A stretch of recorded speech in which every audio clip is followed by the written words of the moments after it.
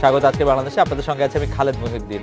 দলের শত্রুর বিরুদ্ধে এক হয়ে প্রতিবাদী হতে পারে না আওয়ামী লীগ ও বিএনপি, একে অপরকে কুপকাজ করতে বেশি ব্যস্ত তাদের, এসব নিয়ে আজকের আলোচনা কাছে আসার গল্প। কথা বলতে স্টুডিওতে আছেন আওয়ামী লীগের সংসদ সদস্য অধ্যাপক ডক্টর হাবিব মিল্লাত মুন্না, আছেন বিএনপি মানবাধিকার বিষয়ক সম্পাদক ব্যারিস্টার নাসিরউদ্দিন আহমেদ অসীম এবং জাতীয় পার্টির প্রেসিডিয়াম সদস্য বাংলা টাইমসের প্রধান সম্পাদক এটিএম তাজ রহমান। স্বাগত আপনাদের। ডক্টর হাবিব মিল্লাত মুন্না, আওয়ামী লীগ এবং বিভিন্ন অনুসারী সংগঠনের নেতা কর্মীরা একজন সম্পাদকের বিরুদ্ধে ৭০টির বেশি মামলা করেছেন। সভাপতির প্রশ্ন উঠছে যে ওই সময় যারা আরো অন্যরকম ভূমিকা পালন করেছেন, যে যার জন্য আমরা সম্পাদককে প্রশ্নবিদ্ধ করছি, তারা এখন মন্ত্রিসভায় আছেন, গুরুত্বপূর্ণ কাজ করছেন, গুরুত্বপূর্ণ পদে আছেন, তাদেরকে কেউ কিছু করছি না। আমার প্রশ্নটাকে আমি আরেকটু বিস্তৃত করতে চাই যে ওই সম্পাদক, আমি যদি নাম বলি, মাহফুজা আনাম সাহেব যখন ভুল স্বীকার করলেন তখনই কি শুধু জানা গেল যে কাজটা আসলে তিনি অন্যায় করেছেন, নাকি তারও আগেই বোঝা গেছে যে মানে বিষয়টি কেন এরকম হচ্ছে বলে আপনার মনে হয়? ধন্যবাদ আপনাকে, ধন্যবাদ দর্শকদেরও। আজকে এ নিয়ে আলোচনা করতে হবে আসলে আমি জানতাম না, তারপরেও আপনি যে প্রশ্নটি করেছেন, আপনারা দেখতে হবে যে সত্যিকার অর্থেই আপনারা যারা বা সবাই সংবাদপত্র বা টিভির সাথে জড়িত বা জড়িত না, তাদের প্রত্যেকেরই কিন্তু রেসপন্সিবিলিটি আছে, প্রত্যেকের একটা দায়িত্ব আছে, প্রত্যেকটি কাজের একটি ধরন আছে। ব্যক্তিগত জীবনে আমি ডাক্তার, আমি হার্টের সার্জন। আমি যখন আমার রোগীকে অপারেশন করি তখন আমার দায়িত্ব হচ্ছে রোগীকে কাউন্সিলিং করানো। এইটাই কাউন্সিলিং এইভাবে করানো দরকার যে এটা করলে এত% রোগী মারা যাবে, এত% রোগীর স্ট্রোক হবে। এইটা যদি আমি হাইড করি এবং কেন তো হাইড করি, এটা একটা অপরাধ আমার জন্য। এটা আমাদের এথিক্সে বলে। তো মাহফুজ আনাম সাহেব যে কাজটি করেছেন, তিনি সেই কথাটি স্বীকার করেছেন। শুধু স্বীকার করলেই কি দায় দায়িত্ব শেষ হয়? আপনার বাড়িতে যদি কেউ চুরি করে আসে, 3 বছর খবর পাননি, 4th বছরে এসে বললো যে আমি আপনার বাড়িতে চুরি করেছিলাম, আপনি কি আমাকে এখন কি বলেন? আপনি কি কাজটি করবেন? আপনি সেই চোরের সন্ধান করছিলেন, আপনার সম্পদ বিনষ্ট করেছে, আপনার ক্ষতি করেছে। একজন আমার বাবাকে হত্যা করলো বা খুন করলো, খুনিকে পাওয়া যাচ্ছিল না, যদি 5 বছর পর সেই খুনিকে পাওয়া যায়, আমি শুধু ছোট একটি প্রশ্ন বিচার করবেন কিনা? অধ্যাপক মিল্লাত, আমি একটা ছোট প্রশ্ন করতে চাই। মাহফুজা আনাম যেই সব সংবাদগুলি লিখেছেন 7 বছর আগে বা ছাপিয়েছেন 7 বছর আগে, সেটা কি মাহফুজা আনাম বলার পরে বোঝা গেল যে সংবাদগুলো আসলে মিথ্যা ছিল? না, কথাটা ঠিক নয়। না, আগেই তো আমি জানতাম যে আমরা জানতাম সেই কথাগুলো ঠিক নয়, এবং সেটা যদি আপনি দেখেন 1/11 এর সময় থেকে শুরু করে আজকে পর্যন্ত বলা হয়েছে, কোনোদিন বলা বন্ধ যায়নি। কিন্তু এটা হচ্ছে উস্কে দেওয়া হয়েছে। দেখ আমি কত বড়, আমি ভুল করে সংবাদ ছাপি, আমি অবশ্য ছোটখাটো ক্ষমাও চাই, কিন্তু আমি এই কাজগুলো করি। যখন এটা হলো তখন আওয়ামী লীগের মধ্যে, আওয়ামী লীগের নেতা কর্মীদের মধ্যে সত্যিকার অর্থে আমরা অনেক কিছু তাড়াতাড়ি ভুলে যেতে পারি। কিন্তু এই কথাগুলো আমরা যেহেতু আবার উস্কে দেওয়া হলো, সেই জন্যই কিন্তু মামলা শুরু হয়েছে। এবং আমি এর মধ্যে দেখি না যে এমন কিছু অন্যায় হয়েছে। এইটা যদি দেখা যায় যে এই মামলার মাধ্যমে তিনি তো নির্দোষ হতে পারবেন না, তিনি তার সরল স্বীকারোক্তি রয়েছে। এক সময় আপনি চিন্তা করে দেখেন, বঙ্গবন্ধুর হত্যাকারীরা তারা বীর দম্ভে স্বীকার করেছে যে আমরা বঙ্গবন্ধুকে হত্যা করছি, আমরা বিভিন্ন দূতাবাসে গুরুত্বপূর্ণ চাকরি করছি, আমরা দেশের প্রতিনিধিত্ব করছি। স্বীকার করাটা অপরাধ হয়েছে না, স্বীকার করা অপরাধ হয়নি। স্বীকার করা, কিন্তু সময় সুযোগ দিতে হবে আপনাদেরকে। আপনি চাইলেই তো বাংলাদেশে অনেক গুরুত্বপূর্ণ কাজ আছে, সেই গুরুত্বপূর্ণ কাজের পাশাপাশি এগুলো গুরুত্ব হিসেবে ধরতে হবে। এবং যারা শুধু সম্পাদক বলে বলবো না, যদি আমার প্রফেশন এটা কেউ করে থাকে, রাজনীতিবিদদের কেউ করে থাকে, বিভিন্ন প্রশাসনিক এবং সামরিক কর্মকর্তারা এই কাজটা করে থাকে, তাদের অবশ্যই বিচারের আওতায় আসতে হবে। আমার মনে হয় যে আপনার এই কথা যদি সত্য হয় তাহলে সেটা একরকম হলো, যদি সত্য না হয় তাহলে এটা আবার আরেক রকম হলো। বেশি নাসিরউদ্দিন আহমেদ অসীম, আমার যতদূর মনে পড়ে যে 11টি প্রশ্নবিদ্ধ খবরের কথা বলা হচ্ছে এবং ডেইলি স্টার সম্পাদক মাহফুজ আনামও যে 11টি সংবাদের কথা বলছেন, তার যদি মানে আমি এরকম সংখ্যা বলি, তার যতটি আসলে মাননীয় প্রধানমন্ত্রী শেখ হাসিনার বিরুদ্ধে ছাপানো হয়েছে, তার চেয়ে বেশি মাননীয় চেয়ারপারসন বেগম খালেদা জিয়ার বিরুদ্ধে ছাপানো হয়েছে।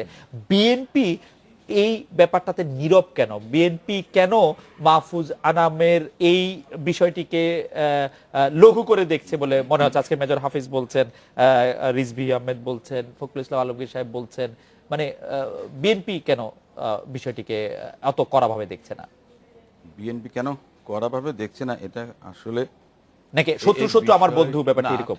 তা না, আসলে মানে বিএনপি দলীয়ভাবে কোনো আপনার দৃষ্টিভঙ্গি থেকে এটা আপনার এটা কিন্তু অবস্থাটা পর্যবেক্ষণ করার চেষ্টা করছেন, বোঝার চেষ্টা করছেন। আমি নিজেও কিন্তু একটু গোলকধাঁধার মধ্যে আছি। আমি ব্যক্তিগতভাবে কিন্তু আমি গতকাল একটা টেলিভিশন চ্যানেলে বলেছিলাম যে মাহফুজা আনাম সাহেব যখন টেলিভিশনে উনি স্বীকার করেছেন ওনার যে উনি ওটা জাস্টিফাই মানে ওটা আপনার ক্লারিফাই না করে বা ওটার সত্যতা যাচাই না করে উনি এটা ছাপিয়েছেন ওনার সাংবাদিক মানে সম্পাদক জীবনের ওটা একটা বড় ভুল ছিল, উনি এটা বলেছেন। আমার কথা ছিল উনি আমার নেত্রীর বিরুদ্ধেও কিন্তু লিখেছেন, সিনিয়র ভাইস চেয়ারম্যান তারেক রহমানের বিরুদ্ধেও লিখেছেন, আরাফাত রহমান কোকুর বিরুদ্ধে লিখেছেন নির্বাচনের 1 মাসের মধ্যে লিখেছেন। উনি কিন্তু ওগুলির জন্য আপনার ক্ষমা চাননি বা ক্ষমা চাওয়ার কথা না, উনি যে ভুল করেছেন বা ওগুলি যে সত্য ছিল না উনি সেটা বলেননি, বলা প্রয়োজন মনে করছেন না, উনি করেননি। তো আমি সেটাই বলছি, আমি ওনাকে ডিফেন্ড করছি না, আমি যে জিনিসটার মধ্যে আমার আপত্তিটা হচ্ছে কিন্তু বিএনপির ভাইস চেয়ারম্যান ওনাকে ডিফেন্ড করছেন, বিএনপির ভাইস চেয়ারম্যান বলছেন। আমি আপনাকে বলি না আমি কোথায় ডিফেন্ড, কতগুলা জায়গা আছে ডিফেন্ড করার জায়গা আছে, কোনো ব্যক্তিকে ডিফেন্ডের কোনো বিষয় না। আপনার মনে করেন যে সাংবাদিকতা আপনার সেটা তো স্বাধীন একটা পেশা হওয়া উচিত। সংবাদপত্র বলেন, ইলেকট্রনিক্স বলেন, প্রিন্ট মিডিয়া বলেন, যাই হোক না কেন, অবাধ সংবাদ মাধ্যম, সংবাদ প্রবাহ যদি না থাকে এবং স্বাধীনতা যদি না থাকে তাহলে গণতন্ত্র যে প্রাতিষ্ঠানিক রূপ বা পোক্ত শক্ত হওয়া সেটা আপনার মধ্যে প্রতিবন্ধকতা তৈরি হয়ে যায়। এখন বিষয়টা যেটা আছে আমি যদি এটুকু বলতে পারি যে মাননীয় প্রধানমন্ত্রী শুধু বারবার আপনার মাহফুজা আনাম এবং জনাব মতিউর রহমান সাহেব ওনাদেরকে কিন্তু ইনডিরেক্টলি কিন্তু মতিউর রহমান সাহেবের নাম নেননি, কিন্তু দুটি পত্রিকা ওটাও কিন্তু এসছে, অনেক পত্রিকায় কিন্তু ওনাদের এই দুর্নীতির কথা চেপেছে, অনেক রিপোর্ট করেছে, অন্য কোনো পত্রিকার বিরুদ্ধে কোনো কথা বলা হয়নি। তাহলে কি মাননীয় প্রধানমন্ত্রী বলছেন এ দুজন পাপ করেছে বাকিরা যা বলেছে সেগুলি সঠিক? এটা একটা জিনিস। আরেকটা জিনিস হচ্ছে আপনি বলছেন যে ওনারা মাহফুজা আনাম সাহেব ভয় কোন ভিত্তিতে, ব্রিগেডিয়ার আমিন বাড়ি এদের ভয়ে এটা ছেপেছেন নাকি টাকা পয়সা নিয়ে এটা করেছেন? আমি মনে করি যে মাননীয় প্রধানমন্ত্রী আপনি এটা প্রশ্ন করার আগে আপনার নৈতিকভাবে ভাবা উচিত ছিল আপনার দলের লক্ষ লক্ষ নেতাকর্মীরা সেদিন কি করেছিল, তারা সেদিন কি করেছিল, কিংবা মাহফুজা আনাম যখন আপনার ডেইলি স্টারে জনাব মাহফুজা আনাম সাহেবের পত্রিকায় বা অন্যান্য পত্রিকাগুলোতে ছাপা হয়েছে, আপনারা কি কখনো মানহানির মামলা করেছে আপনাদের দল থেকে কেউ কখনো? এটাও একটা প্রশ্ন। 70 বা 80টা মামলা এই যে হচ্ছে বারবার বিভিন্ন জায়গায়, এটা কিন্তু অ্যাবিউজ অফ প্রসেস, কোর্টের সময় নষ্ট হচ্ছে। কেন হচ্ছে আমি আপনাকে বলি, কজ অফ অ্যাকশন তো একটা, এগ্রিপ পারসন তো একজন। এটা দেখা গেছে কি আমি যেমন মাহমুদুর রহমান সাহেবের সবগুলো মামলা আমি আপনার একসময় করেছি, ওনার বিরুদ্ধে 82টা মামলা হয়েছিল, একটা রিপোর্ট যে প্রধানমন্ত্রীর পুত্র সম্পর্কিত একটা রিপোর্ট আপনার পত্রিকায় উনি চেপেছেন, সেটার জন্য ওনার প্রেস বন্ধ হয়েছে, উনি তো আপনার বছরের পর বছর এখন আছেন। এটা এক জিনিস। আপনার শওকত মাহমুদ সাহেব ওনার বিরুদ্ধে সেম জিনিস, আমরা বিভিন্ন জায়গায় মামলা হয়েছে, সারা দেশে সব জায়গায় হয়। শওকত মাহমুদের বিরুদ্ধে সাংবাদিক হিসেবে মামলা হয়নি, আর ওনাকে শওকত মাহমুদ বিএনপি চেয়ারপারসনের উপদেষ্টা না, এটা হয়েছে যে রাজনীতিবিদ হিসেবে, কিন্তু তার আগে কিন্তু ওনার বিরুদ্ধে মামলা হয়েছে, সেগুলো কিন্তু রাজনৈতিক। আমার একটা সিম্পল প্রশ্ন ছিল যে আপনি যে কথাগুলি বলছেন সেই কথাগুলির সাথে আমি সম্পূর্ণ একমত। আমার প্রশ্নটা হচ্ছে যে আপনারা 1-11 যারা কুশীলব আছে তাদের বিভিন্ন সময় বিচার চেয়েছেন, তাদেরকে কাঠগড়ায় চেয়েছেন, শুধু সাংবাদিকদের কি আপনারা? আমি এই কথাটা গতকাল বলেছি, মানে একই জিনিস তো, দর্শকরা শুনলে বলবে যে এটা তো প্রতিদিন চর্বিত চর্বণ। আমি একটা জিনিস বলি, আপনার জেনারেল মঈন সাহেবের কথা আপনি কি করলেন? আপনি জেনারেল মাসুদ সাহেবকে অস্ট্রেলিয়াতে অ্যাম্বাসেডর করে পাঠালেন, আপনি এক্সটেনশন দিলেন, আপনি 1-11 বেনিফিশিয়ারি তো আওয়ামী লীগ, আপনি তো বঙ্গভবনের শপথ অনুষ্ঠানে গিয়ে বলেছেন আমাদের আন্দোলনের ফসল, আপনারা তো স্বাগত জানিয়েছেন। আপনি যখন যুক্তরাষ্ট্র, তার মানে কিন্তু 1-11 কুশীলবদেরকে বিএনপি নিন্দা করবে না সেটা তো হতে পারে না। বিএনপি নিন্দা করেছে, বিএনপি নিন্দা করেছে আজকে 11 আপনার আগে থেকেই বলেছে এবং বলা হয়েছে। আমি আপনাকে বলি যে আমাদের পক্ষ থেকে বলা হয়েছে যে আওয়ামী লীগের কারণে এই 1-11 কুশীলব যারা আছে তাদের তাদের ষড়যন্ত্রের কারণে আপনার যে নির্বাচন হয়েছে 2008 সালে, আর তার আগে 2007-এ যে নির্বাচন হয়নি, বিভিন্ন প্রেক্ষাপটগুলো তৈরি হয়েছে এবং এগুলোর পেছনে ওনারা সবাই ছিলেন, কিন্তু এগুলোর পেছনে সেটার জন্য আমি বলছি আমার কথাটা অন্য জায়গায়, যেটা মাননীয় প্রধানমন্ত্রী যেটা বলছেন যে আপনি বৈধতাও দেবেন, পার্লামেন্টে আপনি সবকিছু রেটিফাই করেছেন, কিন্তু 1-11-তে আপনার যা কিছু হয়েছে সব কিন্তু আপনি করেছেন, করেননি কোনগুলো? যেমন বিচার বিভাগ, বিচারক নিয়োগের বিষয়গুলো। কিন্তু অসীম ভাই খুবই ইন্টারেস্টিং হচ্ছে যে 1-11 সময় যে সংস্কারপন্থী বিএনপি হয়েছিল সেইটির যে মহাসচিব সেই মেজর হাফিজউদ্দিন, এখন আবার যিনি আবার বিএনপির ভাইস চেয়ারম্যান, তিনি আজকে বিবৃতি দিয়ে বলছেন যে 1-11 সময় আওয়ামী লীগের অনেক নেতাকর্মী ষড়যন্ত্র করেছেন। নিশ্চয়ই নাম ধরে বলেছেন, এটা তো আওয়ামী লীগ প্রধানমন্ত্রী তিনি নিজেও জানেন, উনি বলেছেন ক্ষমা করেছি কিন্তু ভুলি না। আপনারা কি করেছেন? আপনাদের অবস্থানটা কি? বেগম জিয়ার অবস্থাটা কি? আমার নেতৃত্ব কিন্তু দেখেন তাদেরকে সেরকম অবস্থানে নেননি তো। তার মানে তারা আমি একটা জিনিস বলি, কারণ হচ্ছে যে আপনার একটা দলের মধ্যে অনেক কিছু থাকে, আপনার কেউ বিভ্রান্ত হতে পারেন, কেউ চাপে পড়ে করতে পারেন, যেমন আমার যিনি সিনিয়র ছিলেন আইনজীবী হিসেবে মাহবুবুদ্দিন আহমেদ, উনি স্ট্যান্ডিং কমিটির মেম্বার ছিলেন, উনি রেজলিউশন একটাতে সাইন করেছিল। সেটা কোথায় হয়েছিল? সাইফুর রহমান সাহেবের বাসায়। সেখানে উনি সাইন করেছেন, কিন্তু উনি এসে কোর্টে এফিডেভিট দিয়ে বলেছেন, ওনার সেই সৎসাহস ছিল খন্দকার মাহবুবুদ্দিন আহমেদ, উনি কোর্টে এফিডেভিট দিয়ে বলেছেন যে এটা আমি করিনি, জোর করে আমাকে দিয়ে করানো হয়েছে। কে তাকে জোর করেছে? আপনার সেনাবাহিনীর কর্মকর্তারা। আমি এই জায়গায় একটু আমি এই জিনিসটাই বলছি। আমি একটু অসীম ভাই, একটু এই জায়গায় আপনাকে একটু থামাচ্ছি। আমি জাতীয় পার্টির প্রেসিডিয়াম সদস্য তাজ রহমান রয়েছেন আমাদের সঙ্গে। বারবার জাপা চেয়ারম্যান হোসেন মোহাম্মদ এরশাদ বলছেন যে জাতীয় পার্টিকে সরকারের কাছাকাছি রাখা হচ্ছে জোর করে। কে রাখছে? একটা সেকেন্ড, ওনার আগে আরেকটা বলে, আরেকজন স্ট্যান্ডিং কমিটির মেম্বার ডক্টর আরেগনি সাহেব, জি, আপনার হাইকোর্টে এফিডেভিট দিয়ে আপনার বলেছেন যে এই জোর করে সিগনেচারটা, জি। কারা কাছাকাছি রাখছেন আসলে? আপনাদেরকে সরকারের খুব কাছাকাছি কারা নিয়ে আসছেন? থ্যাংক ইউ আপনাকে এবং দর্শক শ্রোতাদের শুভেচ্ছা। দেখেন, আমাদের দলের চেয়ারম্যান বারবার যে কথাটা বলছেন আমরা বিরোধী দল হিসাবে আমাদেরকে মন্ত্রিত্ব থেকে পদত্যাগ করে বাইরে এসে আমরা বিরোধী দল হতে চাই। আমাদের দেশে যে কনসেপ্ট, এটা নতুন কনসেপ্ট, মানুষ মেনে নিচ্ছে না।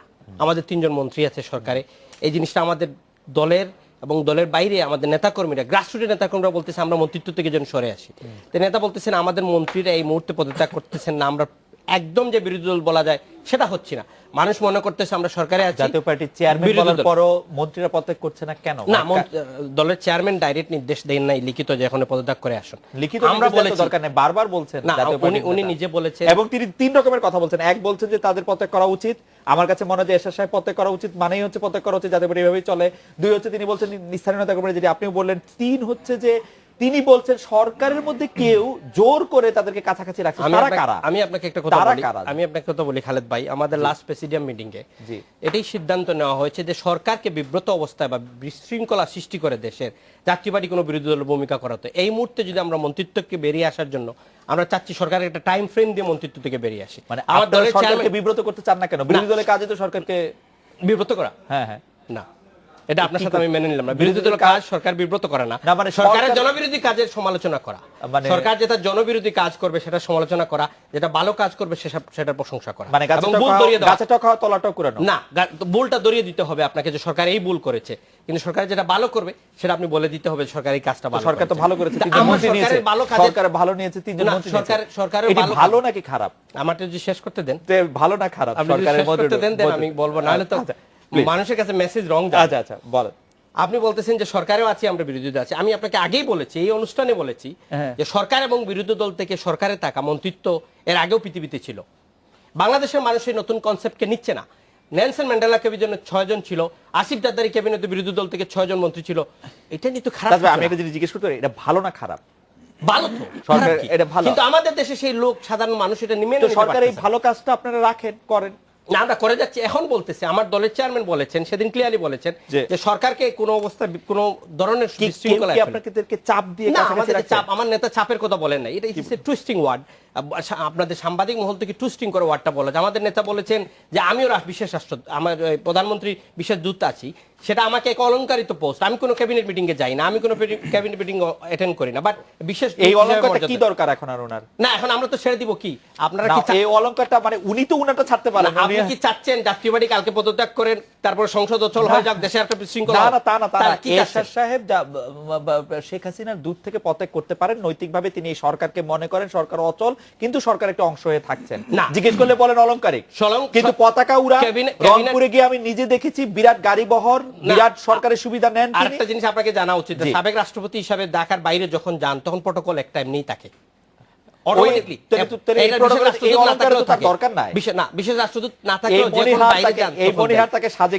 আমাদেরকে প্রধানমন্ত্রী, মাননীয় প্রধানমন্ত্রী আমাদের দলের চেয়ারম্যানকে সেটা দিয়েছেন। দলের চেয়ারম্যান বলেছেন আমি প্রধানমন্ত্রীকে চিঠি দিব, দিয়ে সেটা সেই পদ থেকে আরো 2 মাস আগের কথা। তাজ ভাই, সে 2 মাস আগের কথাই আমরা বহাল আছি। ইমেলের যুগে এই চিঠি দিব, যদি মনে করেন জাতীয় পার্টি চলে আসবে, সংসদ অচল হয়ে যাক, দেশে আরেকটা উশৃঙ্খলা হবে, না সংসদ অচল হবে না মানে, কিন্তু উনি মন্ত্রীর পদমর্যাদায় থাকবেন, সেটি আবার জাতীয় পার্টি করতেছি নাকি? দেশের কোনো ক্ষতি হচ্ছে? উনি ক্ষতি করছেন কিছু, নানা ধরনের কথা বলে। দেশের কোনো ক্ষতি হচ্ছে না, দেশের সরকার বলে সহযোগিতা করে যাচ্ছে, সরকার থাকবেন, সেটি আবার জাতীয় পার্টি করতেছি নাকি? দেশের কোনো ক্ষতি হচ্ছে? উনি ক্ষতি করছেন কিছু, নানা ধরনের কথা বলে। দেশের কোনো ক্ষতি হচ্ছে না, দেশের সরকার বলে সহযোগিতা করে যাচ্ছে, সরকার ইনোসেন্ট বিরোধী দল, ইনোসেন্ট বিরোধী দল। আচ্ছা যাই হোক, আমরা আবার আসবো তাজভাই আপনার কাছে। আমি একটু বিরতি নিচ্ছি, বিরতির পর ডক্টর হাবিব মিল্লাত আপনার কাছে যে প্রশ্নটি নিয়ে আসছে সেটা হচ্ছে পৌরসভা নির্বাচনের পর ইউনিয়ন পরিষদ নির্বাচনে বিএনপির প্রার্থীরা মনোনয়ন জমা দিতে পারছেন না বলে অভিযোগ।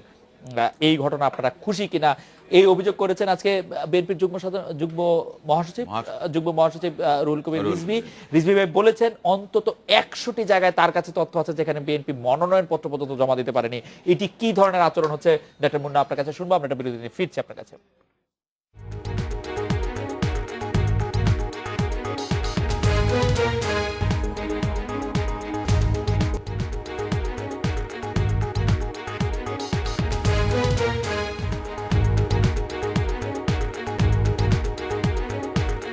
ফিরে এলাম। আজকের বাংলাদেশের ডক্টর মিল্লাত। ইউনিয়ন পরিষদের নির্বাচনে বিএনপির প্রার্থীরা মনোনয়ন জমা দিতে পারছেন না বলে অভিযোগ। সংবাদপত্রে প্রকাশ হচ্ছে যারা আওয়ামী লীগের মনোনয়ন পেয়েছেন তারাই ইতিমধ্যে প্রায় উৎসব শুরু করে দিয়েছেন। ধন্যবাদ আপনাকে। এই ব্যাপারে কথা বলার আগে এই ব্যাপারে অবশ্যই কথা বলবো, 2 মিনিট একটু অন্য কথা বলে নিব। আপনি যখন বেশ অসীম ভাইকে জিজ্ঞেস করছিলেন যে বিএনপির রিয়াকশনটা কি, কারণ বেগম খালেদা জিয়ার বিপক্ষে যতগুলি খবর ছাপ হয়েছে সেগুলো কতটুকু সত্য কতটুকু মিথ্যা, মাননীয় প্রধানমন্ত্রী জননেত্রী শেখ হাসিনার বিরুদ্ধে যে খবরগুলো ছাপা হয়েছিল সেগুলো যে তিনি যাচাই বাছাই না করে অর্থাৎ প্রকারান্তরে স্বীকার করেছেন যে মিথ্যা খবর তিনি সেই সময় ছাপিয়েছেন, এবং বেগম খালেদা জিয়ার বিরুদ্ধে কিন্তু সেই ধরনের খবর ছাপা হয়েছিল এবং অনেকগুলো ছাপা হয়েছে। এটার দুটো কারণ হতে পারে। একটা হতে পারে সত্য কথা যাচাই বাছাই করুক আর না করুক, ঘটনা সত্য, সুতরাং খালেদা জিয়ার বিরুদ্ধে যা হয়েছে এভাবে কথা বলতে যেও না, কেঁচো করতে সাপ বেরিয়ে পড়বে, সুতরাং সাপ বাদ দিয়ে কেঁচো থাক, খুশি থাকি। এটা হতে পারে একটা ব্যাপার। এই জন্য অসীমদার মতো লোকজন কিংবা বিএনপির যারা লোকজন তারা এই ব্যাপারে কোনো কথা বলছে না, সেই ব্যাপারে আমি আর কোনো কথা বলতে যাব না। বাকিটা আমি বলতে চাই, বলা হয়েছে যে দুজনের বিরুদ্ধে বাকিদের বিরুদ্ধে কথা হচ্ছে না কেন? দুজনের ব্যাপারে কথা শুরু হয়েছে, কয়েকটা চিন্তা দিতেন, এত অধৈর্য হওয়ার কিছু নাই, কাউকে ছাড়া হবে না। যারা অন্যায় করেন এই সুশাসনের যুগে মাননীয় প্রধানমন্ত্রী দেশটাকে সুশাসনের আয়ত্ত কায়েম করতে চাচ্ছেন, সেই জন্যই আমরা চাই যে যেই কিছু অন্যায় করে থাকুন, অপরাধ করে থাকুন, 50 বছর পরে হলেও তার বিচার হবে। ঘনিষ্ঠ ব্যক্তি হলেও, যেই হোক না কেন, মন্ত্রিসভা থাকলেও বিচার দেখেছেন আপনারা। আমরা লতিফ সিদ্দিকী সাহেব আমাদের মন্ত্রী ছিলেন, ধর্মের বিরুদ্ধে কথা বলার জন্য তিনি এখন সদস্য নাই পর্যন্ত প্রাথমিক, অন্য কথা তো বাদই দিলাম, বিচার চলছে। সুতরাং এই জননেত্রী শেখ হাসিনার সময় অন্যায় করে পার পাওয়া যাবে না। ওই পেট্রোল দিয়ে মানুষ মারবেন, মানুষ পুড়িয়ে মারবেন, পার পেয়ে যাবেন, ওই কাজটি বাংলাদেশে আর হবে না। এখন পৌরসভা নির্বাচনের পরে ইউনিয়ন পরিষদের নির্বাচনের কথা বলছেন আপনারা সাংবাদিকরা, আপনাদের কাছে প্রশ্ন করতে চাই, আজকে প্রত্যেকটা পত্রিকা পড়বেন, দেখবেন লেখা আছে 18টি সেন্টারে, ম্যাক্সিমাম 18টি জায়গায় কোনোভাবে বাধা দেওয়া হয়েছে, এভাবে সংবাদপত্রে এসছে। এই একদিনের মাথায় 100 হয়ে গেল, এবং সেটা বিএনপি বলল। সেদিন একটা টক শোতে উনিও ছিলেন, তাজ ভাই ছিলেন, একজন একটা বই নিয়ে এসছেন, নিজের লেখা বই, বিএনপির পক্ষের বই, 33,000 মানুষজনকে বিভিন্নভাবে মেরে ফেলা হয়েছে। আমি শুধু একটি কথাই বললাম যে অধিকারও বলেছিল হাজারে হাজারে লোক মারা হয়েছে ওই হেফাজতের রাতের দিনে, এবং পরবর্তীতে 61 জনের জন্য তারা একটা কথা বলল। পরে যখন আপনি বলছেন যে বিষয়টি অসত্য, মানে মনোনয়নপত্র জমা দিতে অসত্য নয়, কোথাও যে কিছু ঘটে নাই এটা আমি অস্বীকার করছি না, কিন্তু অতিরঞ্জিত করে বলা, মানে 18টি ঘটেছে 100টি ঘটেনি। আমি সাংবাদিক নই, আমি ওই জায়গাটি যে তদন্ত করে দেখি নাই, তবে পত্র পত্রিকায় যা পড়েছি যে 18তে ঘটেছে। কতগুলো নির্বাচন হচ্ছে? প্রায় 700-র কাছাকাছি, তার মধ্যে 700 মতো। হ্যাঁ, আপনি বলছেন যে 18টিতে ঘটেছে। আমি দেখেছি পত্রিকায়, আমি জানবো কিভাবে? আমি কি আমার এলাকায় নির্বাচন হচ্ছে না, সুতরাং আমি জানি না। আপনার কাছে কোনো তথ্য নেই, থাকার কথাও না। আমি তো জাতীয় নেতা না, আমি একজন সামান্য একজন সংসদ সদস্য, একটা ছোট্ট এলাকা নিয়ে কাজ করি। আপনি বলছেন সেই এলাকায় ভালো কাজ, তার মানে আপনি বলছেন যে বিএনপি আসলে অতিরঞ্জিত করবে না কেন? আরে একটার পর একটা ঘটনা দেখে থাকেন। তারা পৌরসভা নির্বাচনের পরে বলল যে ওই একই কথা, যে ওই যে দেখেছিলাম যে পৌরসভা নির্বাচন কেমন হয়েছে, আপনারা জানেন কেমন হয়েছে। সবচেয়ে যে সমস্ত নির্বাচন যারা পর্যবেক্ষণ করেছে তারাই বলেছে যদি সবচেয়ে খারাপ নির্বাচন হয় তাতে 10% ইরেগুলারিটিস হয়েছে। আপনাদের পত্রিকার খবর, আপনাদের এই টিভিরও খবর তাই। তার চেয়ে বেশি কেউ এখন পর্যন্ত দালিলিক প্রমাণ হাজির করতে পারেন নাই। মুখে আমি বলতে পারি আমি 80% নির্বাচন খারাপ হয়েছে, 10% নির্বাচন খারাপ হয়েছে, এটা আপনারা পত্রিকা দেখেছেন, তাও তদন্ত সাপেক্ষে, আমরা এখনো তদন্ত করে দেখি নাই। সুতরাং আপনাদের চিন্তা করে দেখতে হবে যে বিরোধী দল কি বলে এবং কতটুকু তারা।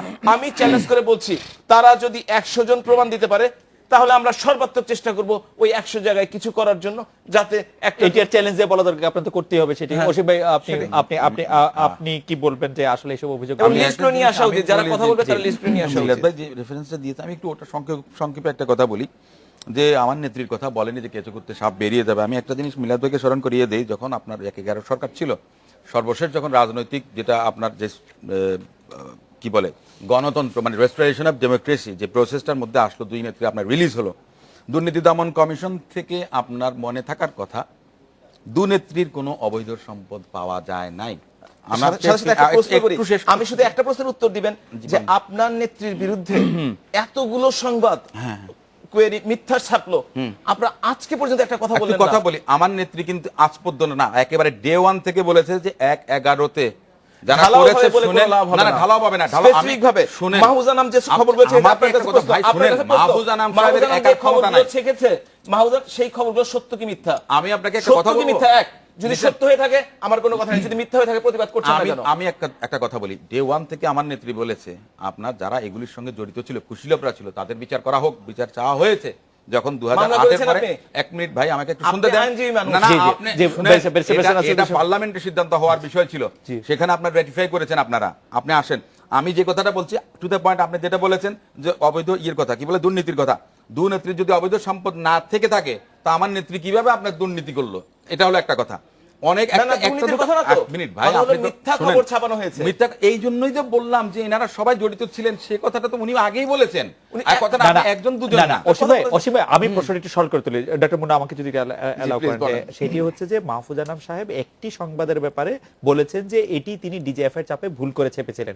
ওই সময় যে ছাপা হওয়া বিএনপি নেত্রীর বিরুদ্ধে যে সংবাদগুলো চাপে উনি ছেপেছেন কিনা আমি জানি না, উনি বলেছেন যে উনি এটা যাচাই না করে উনি এটা ছাপিয়েছেন। এক্স্যাক্টলি, তাও যদি হয় উনি যাচাই না করে, উনি বেগম জিয়া সম্পর্কে যেগুলি ছাপিয়েছেন সেগুলি কি উনি যাচাই করে ছাপিয়েছেন কিনা সেই ডিমান্ড আপনারা করেন না? আমি নিজে বলেছি, আমি দল করেছে কিনা আমি জানি না, কিন্তু এখনো আমি কিন্তু গতকাল বলেছি উনি করেন হয়। আমি একটা কথা বলি, আমি সেটা জানি না, আমি তো আপনাকে বললাম তো যে কি আছে সমস্ত কিছু বুঝে জেনে শুনে তারপরেই তো আমি বলতে পারবো, রিঅ্যাকশন দিতে পারবো। আমি তো এখনো তো স্পেকুলেট করতে পারছি না। কারণটা হলো কি, আমার মনে হয় মাননীয় প্রধানমন্ত্রী এখনো বোধহয় খুঁজে পাচ্ছেন না যে ওনার দলের মধ্যে কারা ষড়যন্ত্র করেছিল।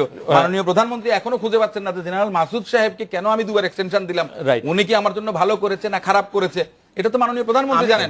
জেনারেল মঈন সাহেব কোনো কথা বলতে বহাল সবিয়তে আছে, এই কারণে বলি না যে আমি বিএনপির সাথে কোনো সম্পর্ক নেই আমার, আমি সম্পর্ক না না, কিন্তু অসীম ভাই কিন্তু দুটি প্রশ্ন করেছেন, সেটা হচ্ছে যে জেনারেল মঈনুদ্দিন তার টার্ম পূরণ করেছেন, জেনারেল মাসুদউদ্দিন 2 টার্ম এক্সটেনশন পেয়েছেন, সেগুলি কেন হয়েছে? যখন আমি একটা জিনিস বলি, মাননীয় প্রধানমন্ত্রী যখন শুনেন, মাননীয় প্রধানমন্ত্রী যখন প্রধানমন্ত্রী হলেন তখনও জেনারেল মঈন সাহেব সেনাবাহিনী প্রধান, তিনি টেনিউর পূরণ করেছেন। তাহলে আপনি কাকে রেখেছেন? আপনি বলছেন যে যারা সংবিধান লঙ্ঘন করেছে তাদের বিচার করবেন, আপনি সংবিধান যে লঙ্ঘন করেছে, শুনেন এটা যদি বলেন আপনারা যে, আমি একটা কথা বলি, দেখেন আমাদের রাজনৈতিক ভুলের জন্য, রাজনীতিবিদদের ভুলের জন্য কিন্তু 1/11 এসেছে, এটা স্বীকার করা উচিত। আমি বলি যেমন আমাদের বিএনপির পক্ষ থেকে মনে করেন এক ধরনের তারপরে আপনার আওয়ামী লীগের পক্ষ থেকে যে কে এম হাসান সাহেবকে তত্ত্বাবধায়ক সরকার মানে না, লগি বৈঠা, এই যে অনেকগুলো ঘটনা, এটা একদিনে তো হয়নি, 1/11 কিন্তু একদিনে হয়নি। আমি আরেকটা জিনিস বলি, আপনি তো সাংবাদিকতার সঙ্গে আছেন, কোন রিপোর্ট যদি আমি ভুল করে ছাপাই বা মিথ্যা সংবাদ পরিবেশন করি, তখন আমরা কি করি, সেটার জন্য আপনাদের পত্রিকার কাছে একটা প্রতিবাদ লিপি পাঠাই। আপনারা যদি প্রতিবাদ না ছাপেন তখন আমরা কি করি, ডিফেমেশন স্যুট করি, তাই না, অথবা প্রেস কাউন্সিলে কমপ্লেইন করি, তাই না। ভুল সংবাদ আমি ছাপতেই পারি, মাহফুজা আনাম সাহেব সেটা কেন বলেন আমি জানি না, উনি ছেপেছেন, উনি অনেক বড় ভুল ছিল, এটাই বা বলার দরকার কি ছিল না, আমি এটা বুঝতে পারি না। কিন্তু আমি এটা কিন্তু প্রধানমন্ত্রী, মাননীয় প্রধানমন্ত্রী আপনার যখন শীত চলে গেছে আপনি এখন লেপ নামিয়েছেন, শীত চলে যাওয়ার পর আপনি লেপ নামিয়েছেন। মাহফুজা আনাম সাহেব এখন বলল, আপনার এখন মনে হলে তাই তো আমার বিরুদ্ধে এই খবর ছাপিয়েছে, আপনি তো 2008 পর থেকে ক্ষমতায় ছিলেন, এতদিন তাহলে বলেন। আমি একটা কথা বলি, তবু তো প্রধানমন্ত্রী লেপ নামালেন, বেগম জিয়া লেপ নামাচ্ছেন না কেন, সেটা হচ্ছে প্রশ্ন। না তাহলে আপনি এতদিন তাহলে কেন বলেননি, আপনি কেন তাদের বিচার করেননি? ওকে, আমার কথাটা হচ্ছে এটা, এটি খুবই ভ্যালিড প্রশ্ন। আমাদের প্রশ্ন, সাথে আরেকটা ভ্যালিড প্রশ্ন আছে, যে কোনো জনগণের যে কোনো নাগরিকের অধিকার আছে বিচার চাওয়ার, শুধু সরকারের না, সরকারের যেমন আছে রাজপথে। তবে এটি কোনো উপায় কিনা 70টি জায়গায় 70 ভাবে এটা মামলা করা, এটা নির্বাচনের সময়। আমি আপনাকে একটা কথা বলি, আমরা একটা বিরোধী দল আলমগীর সাহেব, মহিউদ্দিন খান আলমগীর সাহেব আপনার একটা রিটও করেছিল তাদের বিচার চেয়ে, পরে বাধ্য হয়েছেন সেটা উইথড্র করে নিতে। শুনেন, সেই ধরনের কথা আমার মনে হয় যে আমরা একটা বিরতির পর এটিও তাজ রহমান আপনার কাছে জানতে চাইবো যে আমরা আসলে ইউপি নির্বাচনটি নিয়ে প্রশ্ন করেছিলাম বিএনপির মানবাধিকার বিষয়ক সম্পাদকের কাছে, সেই বিষয়ে আসলে খুব ভালো জবাব পাইনি। আপনার কাছে বলতে পারিনি, সময়টা আমি 1 সেকেন্ডে বলেন, 1 মিনিটে জাস্ট বলেন যদি আপনি সময় দেন। ইউপি নির্বাচনটাকে দলীয়ভাবে আনা হয়েছে, তার কারণ হচ্ছে কি নির্বাচন কমিশন দেখেছে সরকারের সাফল্যটা যখন আপনার পৌরসভা নির্বাচনগুলো দলীয়ভাবে হয়েছে। এই ইউপি নির্বাচন, আমি স্থানীয় সরকার নির্বাচন আপনার রাজনৈতিকভাবে হওয়া উচিত আমি এটা মনে করি না। আমরা যখনই বিএনপির প্রার্থী হয় অর্থাৎ কিন্তু দলীয়ভাবে সবসময় তো আমি দলীয়ভাবে একটু তো। না তো কখনোই হয় না, কারণ হলো প্রতীকটা গিয়া- শুধু নতুন। ভাই প্রতীকটা নতুন মানে কি দলীয় প্রার্থী তো। দলীয় প্রার্থী। আগে দলীয় না, অসুবিধা আমাদের আর সময় নেই, আমরা আসলে- সব সময় দলীয় আমরা তাজ ভাইয়ের কাছে যাই যে আপনি বলছেন যে সেটি আসলে সেই কারণে করা হয়েছে। তাজ ভাই, আমরা একটা বিরতি নিয়ে ফিরে এসে আপনাকে বলছি যে আপনার কাছে জানতে চাইবো যে ইউপি নির্বাচনে আপনার কি ধারণা। আর 111 এর সময় এটা নিয়ে আমাদের দর্শকরা একটু ছোট প্রশ্ন করছেন, জাতীয় পার্টিকে আমরা খুব বেশি চাপে যে দেখি নাই, এর কোনো গুরু কারণ আছে কিনা। আমরা একটা বিরতি নিয়ে ফিরছি আপনার কাছে।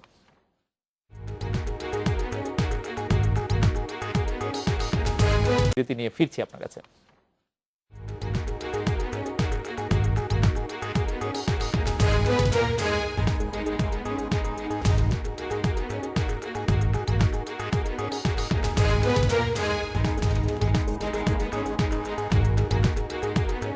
ফিরে এলাম আজকের বাংলাদেশে। জনাব এটিউ তাজ রহমান, 111 এর সময় জাতীয় পার্টিকে আমরা খুব বেশি চাপে দেখিনি। এই প্রসঙ্গে যদি আপনি কোনো কিছু বলেন, ইউনিয়ন পরিষদ নির্বাচনে যাওয়ার বিএনপি আগে। মনোনয়ন প্রার্থ দিতে পারে। 111-এ জাতীয় পার্টি চাপে ছিল না সেটা ঠিক না।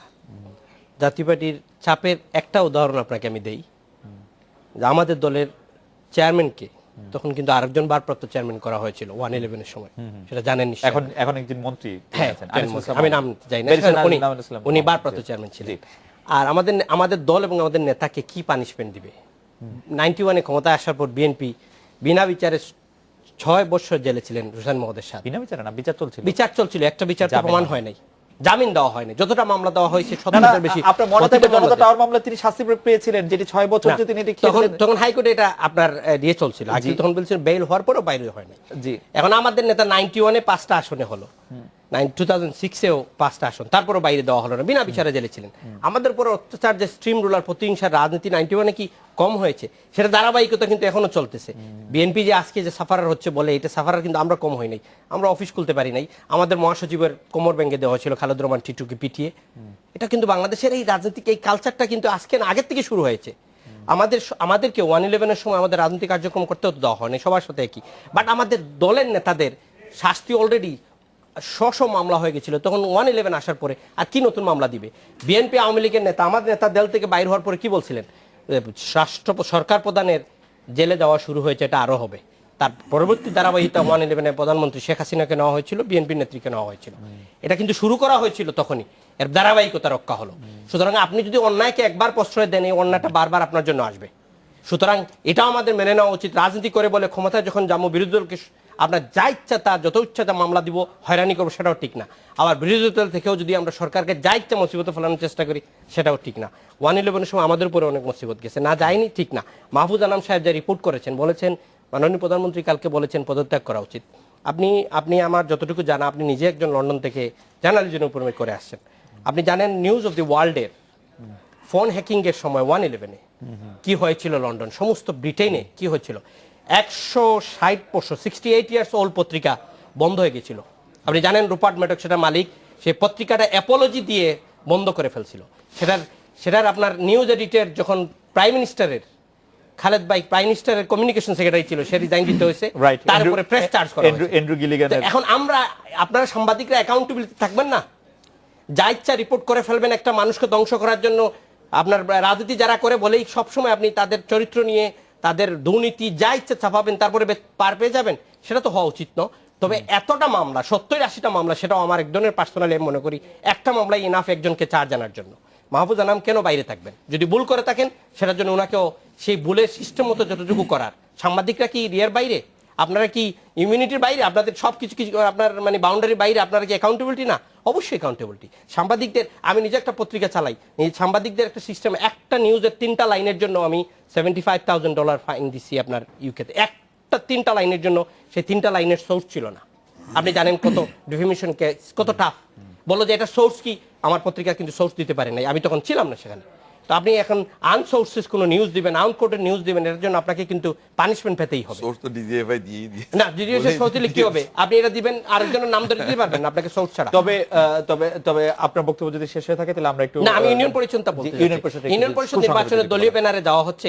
দলীয় ব্যানারে নির্বাচন কিন্তু এটা খারাপ কিছু না, কিন্তু খারাপ হলো আমাদের দেশে এক গড়ে 2 জন থাকবে। এক গ্রামের থেকে আগে একজন চেয়ারম্যান দাঁড়াইতো, এখন এক গ্রাম থেকে 3 জন চেয়ারম্যানই দাঁড়াইতেছে।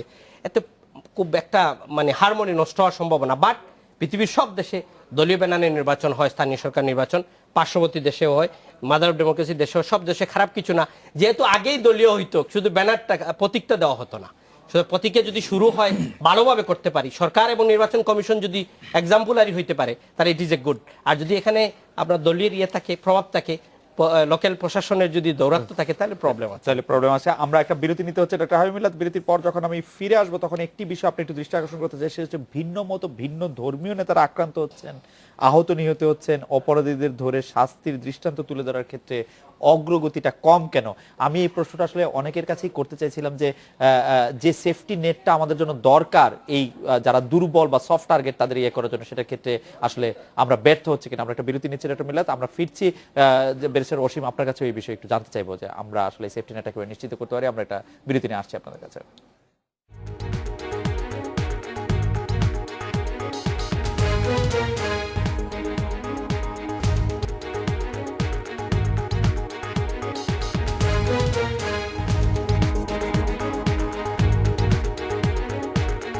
ফিরে এলাম আজকের বাংলাদেশে। ডক্টর হাবিব মিল্লাত, ভিন্ন মত এবং ভিন্ন ধর্মীয় নেতারা আক্রান্ত হচ্ছেন, আহত নিহত হচ্ছেন। আজকে বেগম জিয়াও অভিযোগ করেছেন যে সরকার আসলে এইদেরকে নিরাপত্তা দিতে ব্যর্থ হচ্ছে, বরং উল্টো কোন একটা ঘটনা ঘটলে বিরোধী দলের বিরুদ্ধে মামলা করাই প্রধান কাজ হয়ে দাঁড়িয়েছে সরকার।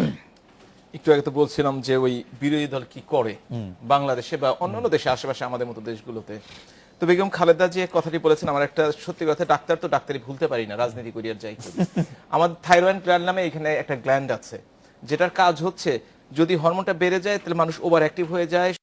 কথাটি বলেছেন, আমার একটা সত্যি কথা, ডাক্তার তো ডাক্তারি ভুলতে পারি না, রাজনীতি করিয়ার যাই করি।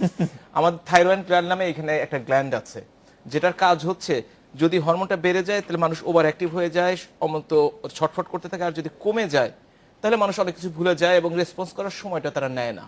তো আমার বিএনপির অবস্থা মনে হচ্ছে হাইপোথাইরয়েড, যে ওদের হরমোনাল লেভেলটা একটু কমে গেছে। এই কারণেই যে যখন যে ব্যাপারে রিয়াকশনটা করা দরকার সেই সময় রিয়াকশনটা ঠিক মতো করেন না, আর করলেও ভুল করে ফেলেন। যেমন ধরেন এই যে পত্র পত্রিকায় যে খবরগুলো আসছে ডেইলি স্টারের কথা, ওনারা কিন্তু এখন পর্যন্ত কোনো রেসপন্স দেন নাই। দ্বিতীয়ত, এই বেগম খালেদা জিয়ার কথা যখন বললেন, উনি কিন্তু অবরোধের ঘোষণা দিলেন যে এই সরকার বিদায় না হওয়া পর্যন্ত চলবে, কিন্তু তিনি ঘোষণা থেকে উইথড্র না করেই কিন্তু নিজের ঘরে ফিরে গেলেন, ভুলে গেছেন কিন্তু। এরপরে ধরুন জিয়াউর রহমানের বিচার, অন্যান্য বিচার নিয়ে আমরা কথা বলি, জিয়াউর রহমানের বিচারটা আমরা যদি একটু প্রসঙ্গে থাকতাম, ওনার সময় না, আমি থাইরয়েডের কথা বলছি তো, যে বিএনপি আসলে সত্যিকার অর্থেই যে ওই আমার মনে হচ্ছে যে কাউকে নাকি খোঁচা দিলে 3 দিন পরে রিয়াকশন হয়, এই অবস্থা বিএনপির চলছে বর্তমানে। যাই হোক, কথা বলবো না। আপনি যে বলছেন ভিন্ন মত ভিন্ন ধর্মের যে বিভিন্ন আক্রমণ করা হচ্ছে, আপনাকে দুটো কথা বলবো। একটা হচ্ছে এই সময়কার কথা, আর কিছুদিন আগের কথা। এই সময়ের কথার মধ্যে বলতে পারবো, পত্র পত্রিকায় আমরা প্রতিদিনই দেখি পৃথিবীর সর্বত্র এই ধরনের ঘটনা ঘটে থাকে। আমি এই ধর্মীয় নিন্দার কথা, 2-4 জন মারা যাবে, 2-4 জন মারামারি হবে, এটা কিন্তু আইন শৃঙ্খলা পরিস্থিতি ভালো থাকলেও এই ধরনের ঘটনা ঘটতে পারে। এবং আপনি যদি গত 7 দিন, গত 1 মাসের স্ট্যাটিস্টিক্স নেন, জনসংখ্যার অনুপাতে 90% যদি মুসলমান হয়, 10% যদি অন্য কোনো কিছু হয়, এই ধরনের ঘটনা কিন্তু এইভাবেই ঘটছে। কিন্তু আপনারা সাংবাদিকরা এই ঘটনাগুলোকে বড় করে দেখাচ্ছেন, কিন্তু একজন যখন শিশু মারা যাচ্ছে, একজন যখন নর্মাল মুসলমান মারা যাচ্ছে, তখন কিন্তু পত্রিকার ততটা হেডেক নাই। সুতরাং আপনারা দেখতে পাচ্ছেন যে এইগুলো যেন কেমন প্রচার করা হয়। আমার কথা শেষ হয়ে না, আপনার কথা আমি শুনবো। তারপরে ধরেন আপনি যদি বলেন যে সংখ্যালঘুদের কথা কিংবা ধর্মের বিরুদ্ধে কথা, বিএনপির সময় যা দেখেছি আমরা, বিএনপির সময় তো লোকজন বাংলাদেশেই থাকতে পারে না এই সংখ্যালঘুরা। আমরা মানি না জঙ্গিবাদের উত্থান বাংলাদেশে কখন হয়েছিল? যখন বেগম খালেদা জিয়া ক্ষমতায় ছিল তখন জঙ্গিবাদের উত্থান হয়েছে। আপনি দেখেন বাংলাদেশের 10টা অস্ত্র এসছে। আমি তখন আয়ারল্যান্ডে ডাক্তারি করি, তখন আমি সার্জন ছিলাম। তখন সেখানে বলা হলো যে আমার নার্সিসরা এসে বলল, ডক্টর তোমার দেশে কি ঘটেছে তুমি জানো কি? 64টা জেলার মধ্যে 63টা জেলাতে বোমা ফুটেছে। এই যে একটা অস্থিতিশীল সৃষ্টি করা হয়েছে, মুসলমানের নাম, মানে আপনি হয়তো তর্কে জিতছেন ডক্টর মিল্লাত, কিন্তু আমি প্রশ্নের উত্তর পাচ্ছি না। মানে আপনি হয়তো তর্কে 10 সাড়ে 9 পেয়েছেন। আমি আমার প্রশ্ন হচ্ছে যে আপনার প্রশ্নের উত্তর আমি দিয়েছি, তারপর যদি দ্বিতীয় প্রশ্ন আমার প্রশ্নের উত্তর আপনি দেন নাই। আমি বলছি যে ধর্মীয় নেতারা সিস্টেম, ভিন্ন মত বা ভিন্ন ধর্মীয় নেতারা সিস্টেমেটিক ভাবে আক্রান্ত হচ্ছেন। সেটা অভিজিৎ থেকে শুরু করে লুক সরকার কখনোই ধর্মীয় নেতা ছিলেন না। আমি বলছি ভিন্ন মত এবং ভিন্ন ধর্মীয় নেতারা, কিন্তু যাদের ভিন্ন মত, শিয়া মসজিদ আক্রান্ত হচ্ছে, আহমদীয় মসজিদ আক্রান্ত হয়েছে গত 3 মাসের মধ্যে। আমার কাছে আরেকটি প্রশ্ন আছে আপনার কাছে, আপনি তো আমাকে প্রশ্ন করলেন। আপনি বলেন যে এই গত 6 মাসে ধর্মীয় নেতাদের বা ভিন্ন মতাবলম্বীদের কতজনকে অ্যাটাক করেছে এবং কতজন আহত নিহত হয়েছেন, এবং পরিসংখ্যান আমার কাছে আছে, মানে সম্পূর্ণ স্ট্যাটিস্টিক্সের কত পার্সেন্ট সেটা না, আমি না, আপনাদের আপনি সেটা এগুলি বলছি না। পার্সেন্টেজে বিবেচনা করে না, কিন্তু না, না, না, না। আপনি বললেন যে একজন সাধারণ মানুষের যারা সমান আমার সংখ্যাগুরু- কাছে এই যে ধর্মীয় নেতা মারা গেছে তিনিও যেমন সমান, একজন সাধারণ মানুষ মারা গেলে তিনিও না, সমান, না, একজন শিশু তাকে মারা হয়তো গেলে তিনিও তাকে হয়তো সমান। জমি জমার জন্য মারা হয়েছে, কোনো তাকে কারণে হয়তো কাউকে মারা হয়েছে, তাকে কোনো হয়তো কারণে- রেপ ধরে নিয়ে মেরে ফেলেছে। কোনো কারণে কাউকে মারা হয়েছে। কিন্তু এইগুলি হচ্ছে টার্গেটেড কিলিং। টার্গেটেড কিলিং, তারাও তো টার্গেটেড কিলিং। আপনি বুঝেছেন, কাউকে যদি খুন করা হয় তাকে অবশ্যই টার্গেট করে খুন করা হয়েছে, টার্গেট করা ছাড়া কাউকে খুন করা হয় না।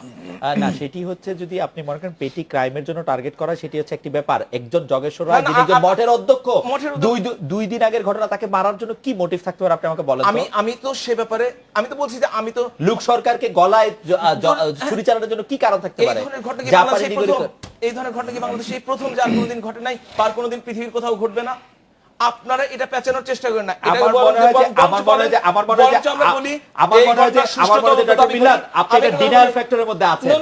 কোনো ফ্যাক্টরের মধ্যে না, আমি আছি এই ঘটনার সুষ্ঠু এই ডিনায়াল সিনড্রোম থেকে আপনাকে বেরিয়ে আসতে হবে। না, আমি ডিনায়াল সিনড্রোমের মধ্যে নাই। আমি বলছি এই ঘটনার সুষ্ঠু তদন্ত দাবি করি, এই ঘটনার দ্রুত বিচার চাই, এবং আমরা পাশাপাশি যাতে- আপনি এটিও বলবেন যে এটি পরিসংখ্যানগত না, আমি বলতে চাই প্রত্যেকটি হত্যাকাণ্ডের বিচার চাই, আমি প্রত্যেকটি হত্যাকাণ্ডের বিচার চাই, প্রত্যেকটি অঘটনের বিচার চাই। এই বিচারহীন কিন্তু আপনারা বলতে যে এই বিচারহীন সাংবাদিকদের সংস্কারের সামনে নিয়ে জন্য আসছে। আজকে জিয়াউর রহমানের বিচার হয় নাই, আজকে বঙ্গবন্ধুর আমার বিচার মনে বন্ধ হয় যে- ছিল, আজকে চার নেতার আমার বিচার মনে বন্ধ হয় যে ছিল, ডক্টর মিলাদ- আজকে মুক্তিযুদ্ধ ডক্টর মিলাদ অসাধারণ অসাধারণ না, অসাধারণ যুক্তি অসাধারণ- এবং অসাধারণ তর্কে যুক্তি না, অসাধারণ তর্কে যুক্তি না। আমি আমি 30 লাখ মানুষ মারা গেল তাই নিয়ে কথা বলবে, তাদের হত্যাকাণ্ডের বিচার আমি চাই, আমি প্রত্যেকটি হত্যাকাণ্ডের বিচার চাই। আমি বেরিয়েছে কিন্তু এরা অন্যভাবে দেখা যাবে না। নাসিরউদ্দিন অসীমের কাছে যাব যে এই যে যারা অন্য ভিন্ন মত বা ধর্মের অনুসারী, তাদের বিরুদ্ধে আঘাতকে সরকারের ব্যর্থতা বলছেন, সরকার সেফটি নেট তার কতখানি পর্যন্ত বিস্তৃত করতে পারবে? আসলে প্রথম কথাটা হচ্ছে আপনার এই ধরনের হত্যাকাণ্ড ঘটতে পারে, এই ধরনের অপরাধ ঘটতে পারে, সামাজিক ক্রাইম যেটা, এটা হতেই পারে। কিন্তু কথাটা হচ্ছে যে আপনি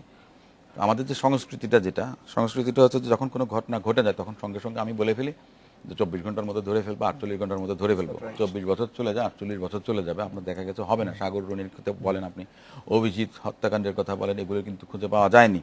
রংপুরে আপনার মনে করেন যে একজন বিদেশি নাগরিক আপনার খুন হয়েছে, সেটার সঙ্গে দেখা গেছে যে বিএনপি নেতাদের নাম আপনার করা হচ্ছে যে তারা এগুলি করেছে। আপনি যে মঠের যে অধ্যক্ষের কথা বললেন যে পুরোহিত মারা গেছে, আপনার এই ধরনের ঘটনাগুলো, এগুলিকে মনে করেন যে আইসোলেটেড ভাবে দেখার কোনো বিষয় নেই।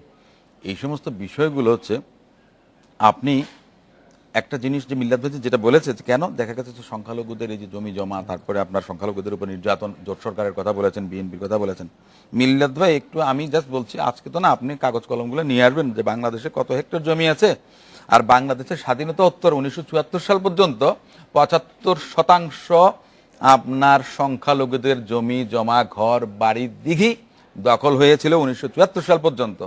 আমি এটা রেকর্ড থেকে বলছি এবং আপনার কাগজপত্র শুদ্ধ, আপনি যদি বলতে পারেন মিথ্যা প্রমাণ করতে পারেন, এটা একটা জিনিস। জেনারেলাইজেশন করতেছেন কারণ না, না, চলতি সময়ে আমি- জমির হাত বদল সবচেয়ে বেশি হয়েছে। না, না, না, নতুন একটি আমি দেশ, সেই দেশের বেদখল মধ্যে হয়েছে। সম্পত্তি, না, না, না, না, না, আপনি এখন শত্রু সম্পত্তি উনি অর্জন- বলছে যে কারা চলে গেছে, তাহলে তো তার মানে কি তারা চলে গেছে? আপনি ওইটা না, আমি ওই আমি কিন্তু বলি নাই। শুনেন, সে- আমি একটা সে- জিনিস কারা চলে আচ্ছা, গেছে এগুলি তো 71 অন্য সালে অনেক বিতর্ক। systematic killing ও হয়েছে আমি সকালে। একটা জিনিস বলি, জি। আপনার মনে করেন যে জঙ্গিবাদের কথা যে মিল্লাত ভাই বলেছেন, দেখেন জঙ্গিবাদের কথা এসছে ওই যে 64 জেলায় ঘটেছে, 63 জেলায় ঘটেছে। বিএনপি কিন্তু দুদিনের মধ্যে ন্যাপ ডাউন করেছে, যে বাংলা ভাইদেরকে ফাঁসি দিয়েছে। আপনার কি বলে শাইখ রহমান যে ওনাদেরকে গ্রেফতার করেছে, তাদের ফাঁসি হয়েছে। যে ঘটনাগুলো ঘটেছে সেগুলো আপনার আবার এটাও সঠিক যে বিএনপির একজন, আপনারা তো বলছেন যে বিএনপির মন্ত্রী একজন বলেছে যে সাংবাদিকদের সৃষ্টি বাংলা ভাই বলে কেউ নেই। মূলত দেখা গেছে যখন আপনি রিয়েলাইজ করলেন যে সে একজন কালপ্রিট ক্রিমিনাল এবং জঙ্গি, তারপরেই কিন্তু তাকে ধরা হয়েছে, খুঁজে তাকে বের করা হয়েছে।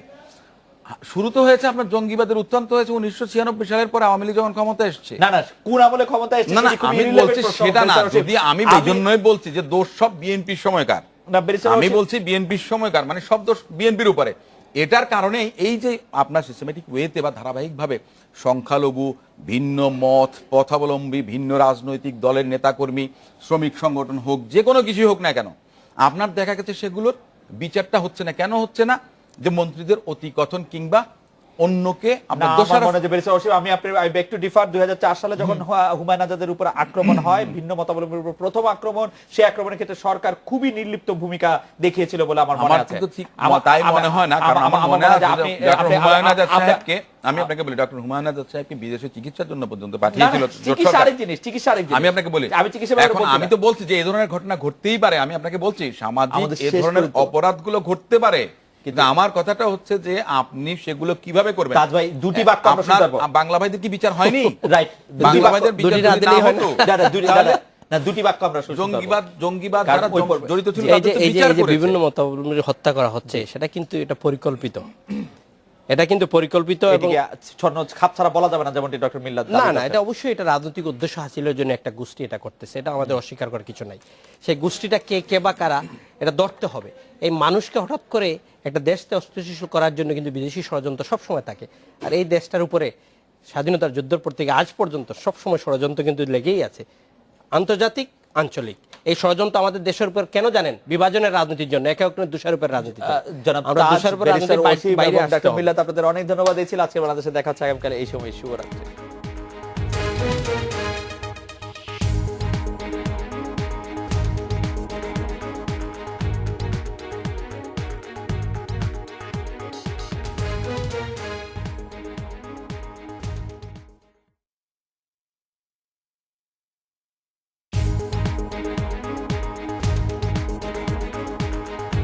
আজকের বাংলাদেশ।